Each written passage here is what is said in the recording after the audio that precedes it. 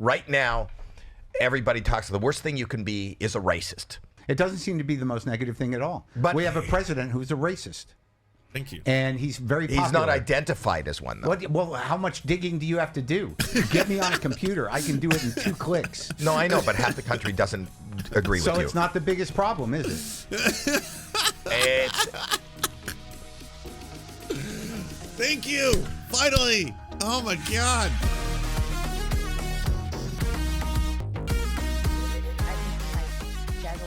Having an issue with people like Tony Hinchcliffe, who he's saying uses profanity or just shock value comedy. What's your thoughts on that? Well, at this point, it's lazy and sloppy and hackneyed. You know, to be in a fucking club where, you know, I'm walking down the hall at the comedy club, at the Comedy Store, and, you know, in one room, someone's doing their bit about trans people, and then I get down the hall and there's someone on stage going, well, I guess I got to do my bit about trans people. Like, no, you don't. You don't. It's true. It's hack now. I mean, you know, you guys got the freedom you wanted. You can now say whatever you want. They're defeated. Their rights have been denied. The policies that you guys encouraged with your stupid material are now policy. And now, like, you know, half the people under the umbrella of anti-woke, we've lost a tremendous amount of democratic-leaning ideas and movements. So whether they knew it or not, that's what they were spearheading. So now it's reality, and you want to still keep kicking them? Go ahead. I don't know that the comedians have had that much power. Are you fucking out of your mind? No, I'm... Yeah, Joe Rogan. Yeah, okay, first off, fuck Howie Mandel. Just, the guy sucks so much. But also, yeah, for the longest time, people need to realize these aren't babies. These aren't little fucking babies, you know? These are grown-ass men with millions of followers. And yeah, they're fucking Nazis, fascists, and bigots. And all they do is on their fucking shows pretend, hey, you can't take me seriously, bro. Okay, I'm just fucking smoking a blunt, drink a little Hennessy, having a time. What, I'm supposed to have responsibilities? I'm just getting fucked up.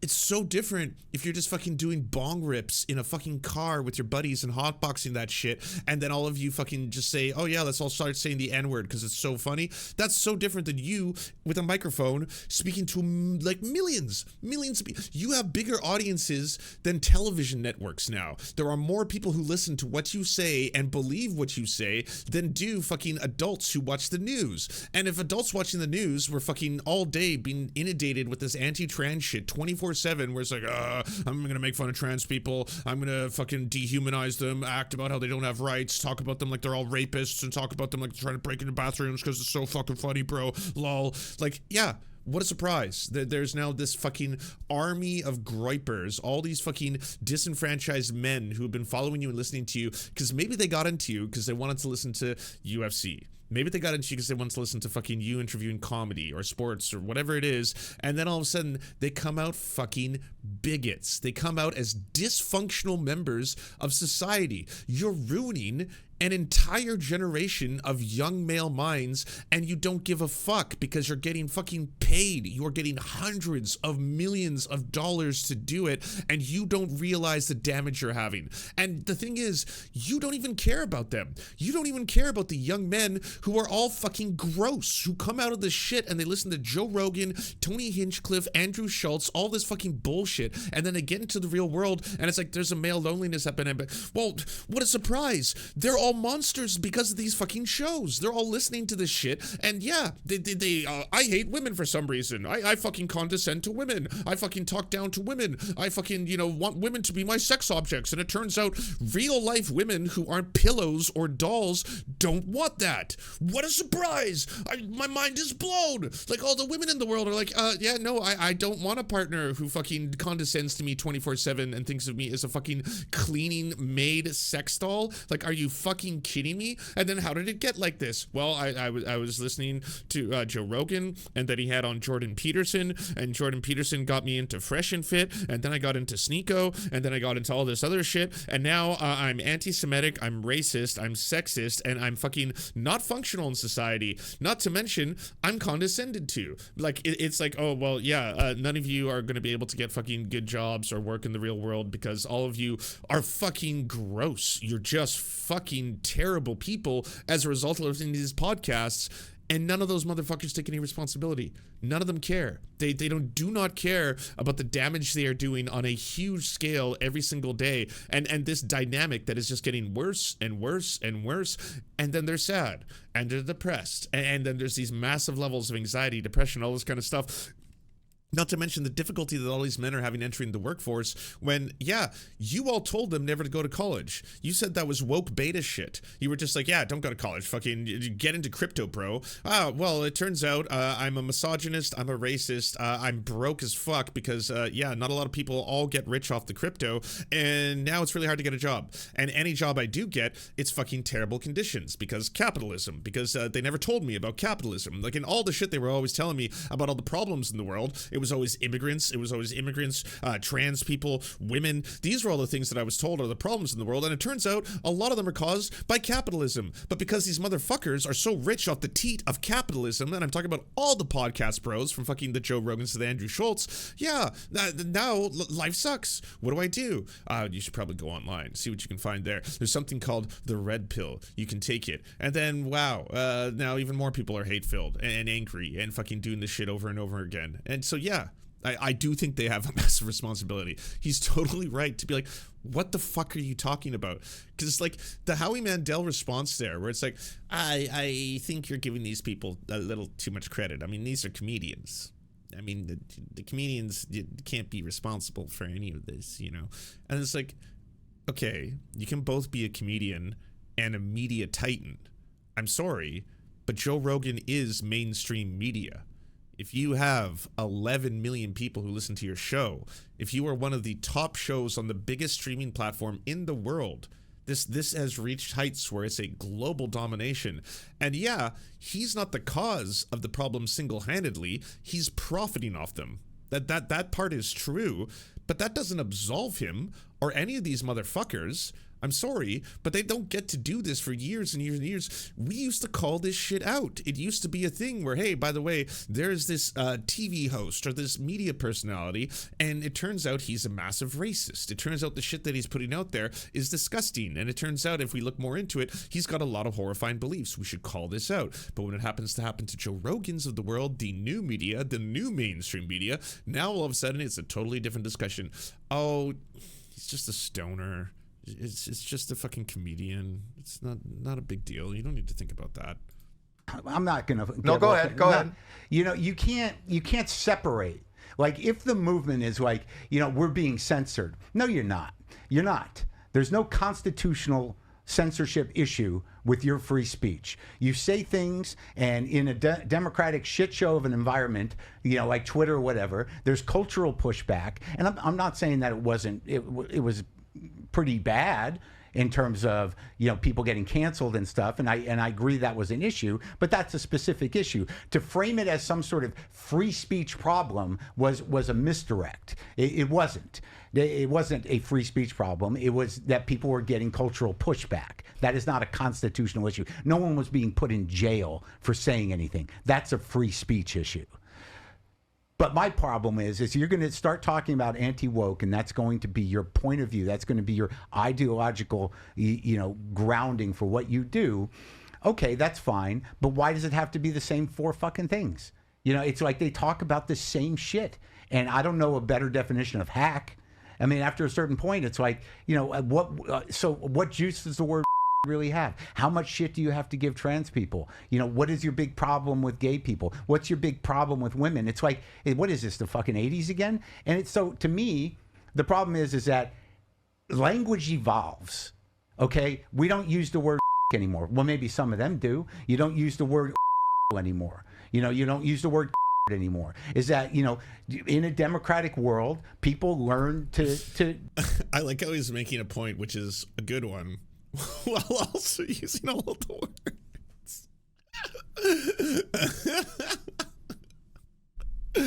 I mean, the underlying point is correct.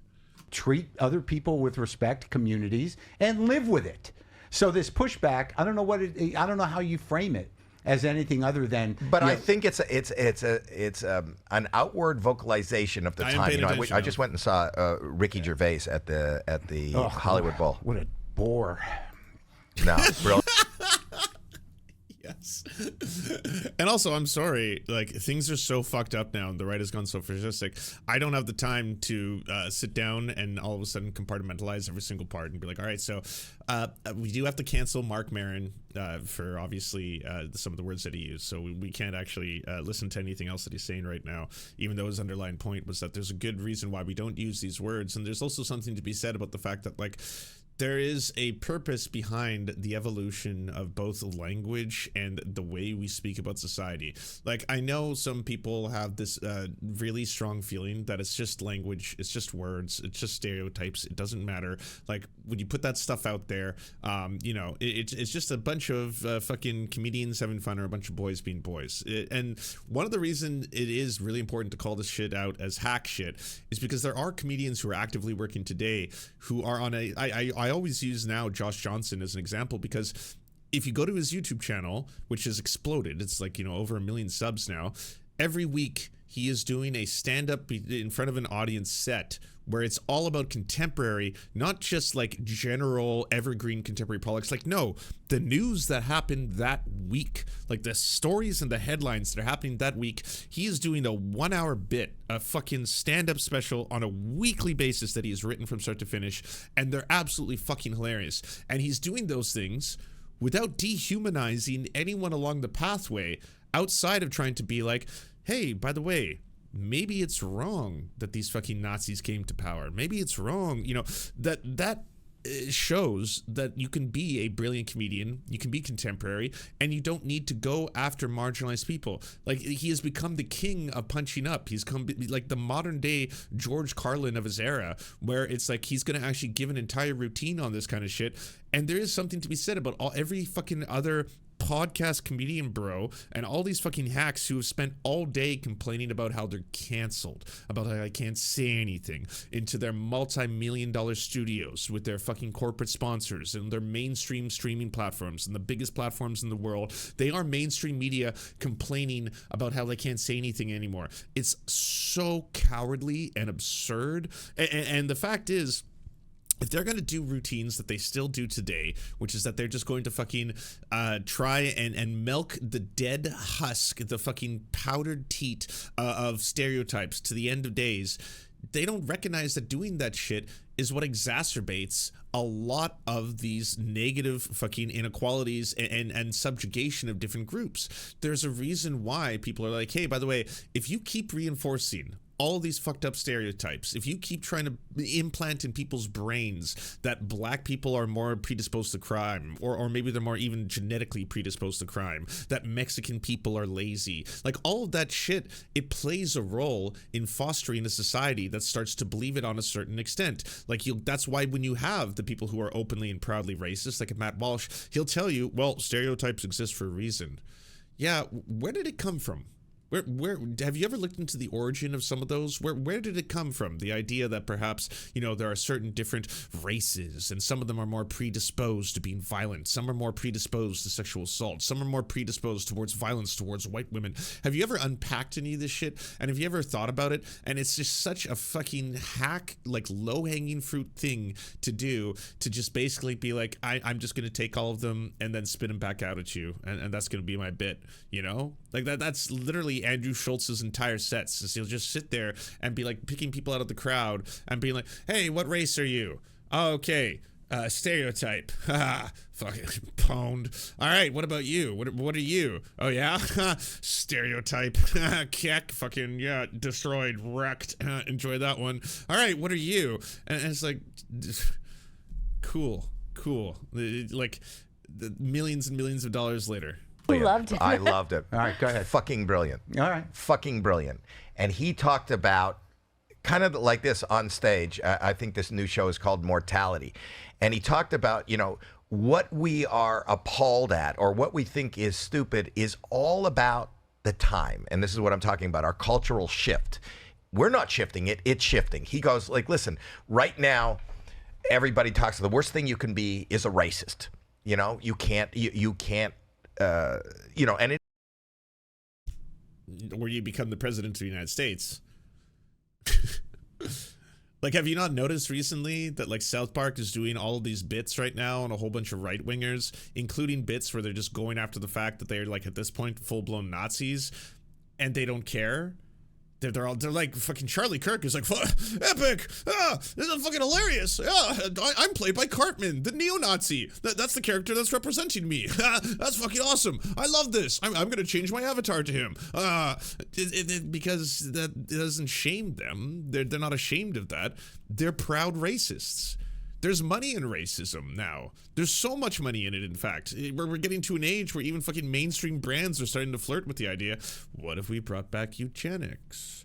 What if we brought back the idea of, white beauty standards being the genetically superior beauty standard for everybody? And then let's see how that goes. Is it going to increase shareholder? Oh, it did. Look at that. It increased shareholder value by a lot. Wow. I guess there's a lot of money in racism. Interesting. Now there's all these fucking pick-me's. Like all these white pick-me racists who are basically like, can I have a career if I say the N-word? Can I do a GoFundMe if I say the N-word? Can I raise a bunch of money if I do that? Whoa, look at that. A bunch of money. And I got a podcast circuit. And now they're bringing me on because I was canceled for my beliefs. My beliefs of being a fucking fascist. That's what you got canceled for. But hey, there's your fucking GoFundMe. It is right now. I mean, if that's probably the number one negative. I don't think that's true. I think that maybe since he's written that show, the screw is turned. It doesn't seem to be the most negative thing at all. But we have a president who's a racist. Thank you. And he's very popular. He's not identified as one, though. Well, how much digging do you have to do? Get me on a computer. I can do it in 2 clicks. No, I know, but half the country doesn't agree with you. So it's not the biggest problem, is it? It's... Thank you. Finally. Oh my God.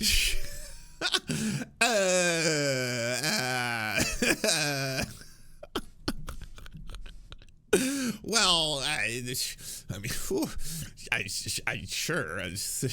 What do you think right now is taking place in terms of a genocide in Palestine? That's a racist colonial project.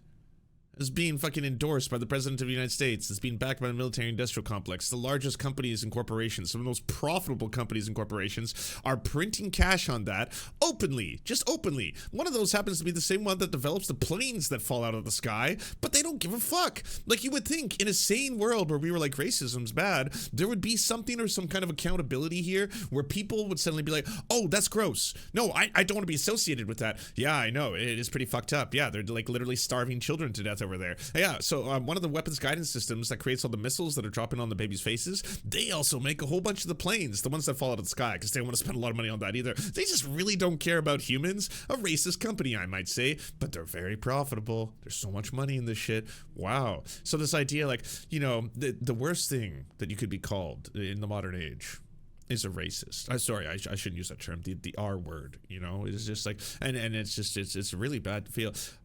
You're talking about white people, aren't you? You're talking about white people and feeling a little bit guilt for them not unpacking something, for maybe they were told at a party or something at some point. It was like, oh shit, you shouldn't say that. Oh, come on, bro. What are you saying? What are you folks trying to come? I am not a racist, okay? I have a Mexican friend, all right? I've eaten at a Chinese restaurant. I'm not a racist, okay? When I said that, it's a fucking joke. It's a fucking joke, bro. What's going on here, okay? That's why the worst thing that anyone can be called in this day and age is a racist. How dare you? If you call him that, it's incredibly. People call him that every day. I know, and they are hating it. Who is? The people that are following that side. Well, I'm just saying that he's so confidently wrong. This is why we need shame.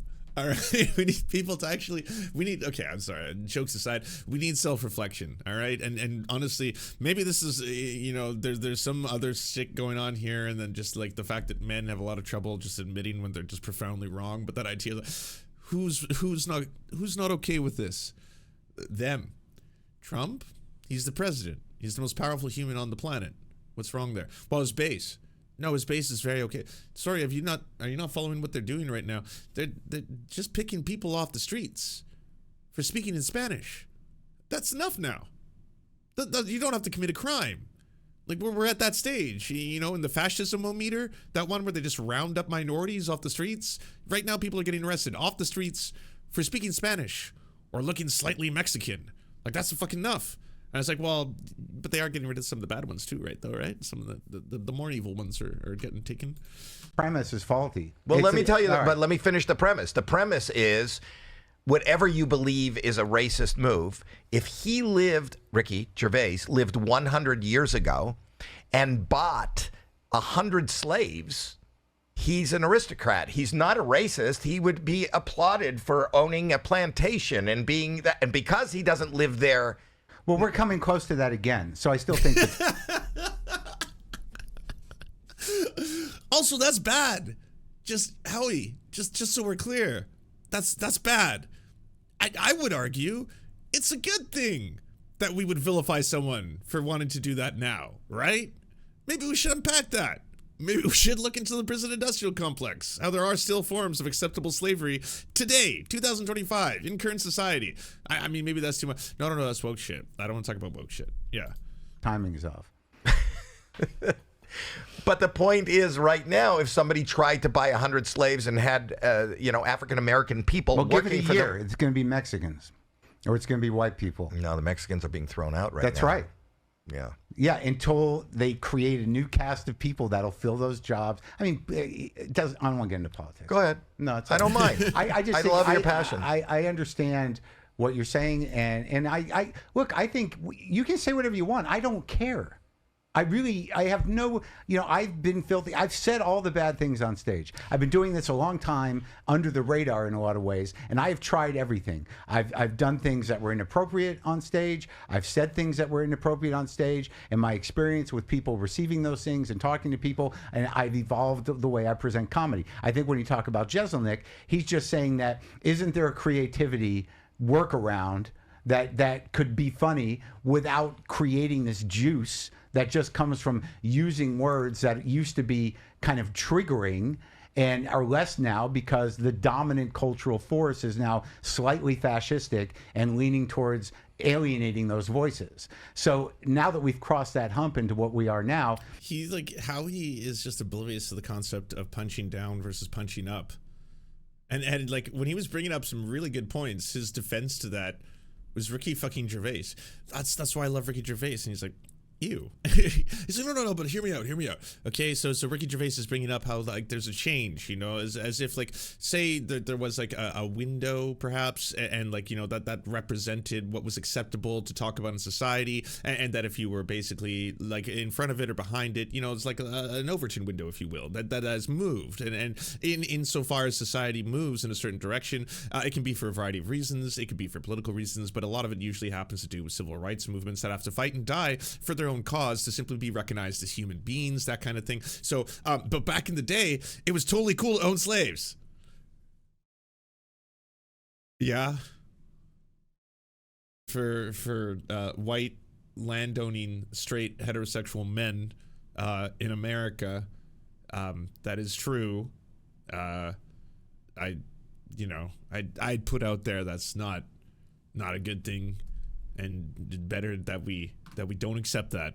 If you're going to say that he used to be an aristocrat based on that, yeah, plantation owner or whatever, yeah, I'd probably be wealthy, but not a good thing. Aren't you just kicking someone when they're down and just being a hack? Yes. Because there is no real progressive pushback anymore. They've won. Right, so that side has won. They've won culture, and they've won the presidency, and now you have a lot of frightened people that believe in what was once democracy in terms of respecting all types of people. That's kind of gone. So do you continue along that track of like being the victim of some liberal conspiracy when it clearly is over? I don't know. So maybe I stand with Jeselnik. Yeah, my understanding of what he was saying was less about politics and where we are as a culture and society right now, and more about the art of comedy. And to him, it's not comedy just to say something shocking. That's right. It's a workaround. Yeah. Be more creative. Yeah. Don't be a hack.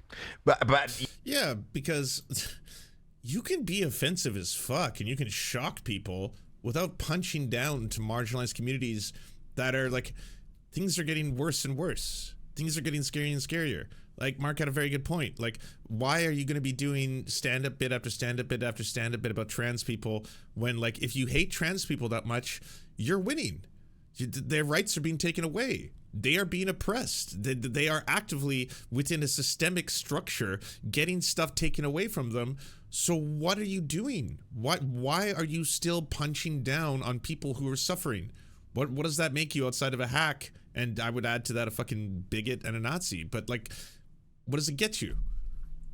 You also are giving comedy a lot more power than I think it has in our society. I think that might have been true a few years ago, but I don't think that's true anymore. Because with what you're doing now, what you're doing here, once old-time show business, look, if you connect all this anti-elitism, anti-Hollywood talk to right-wing ideology and propaganda, what has happened now is that old-time show business is anemic. It's dead.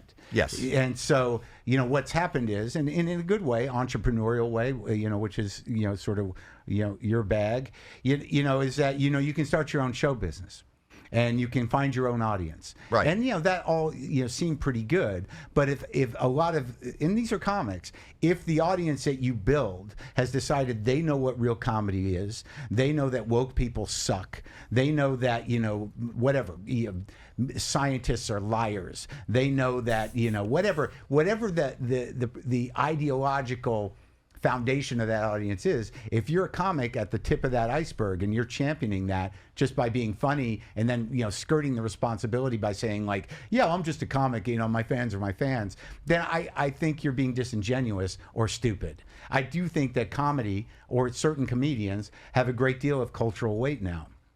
You don't have when I was coming up, Mort Saul, who was a comic, was making political. What, you don't like Mort either? No, I don't mind Mort, but I just think that I don't like you. I don't like you, Howie Mandel, because I think you're not listening to a word he's saying. Like, he is dropping so much truth in the middle of this podcast, and you're just sitting there like, yeah, but like, I fucking some slurs are fun, bro. Like, what about Ricky Gervais? He's woke, right? You like Ricky? He's like, what the fuck are you talking about? He's part of the problem I'm mentioning right now. Right, but so what? We can't fucking say the N-word, or what's going on here?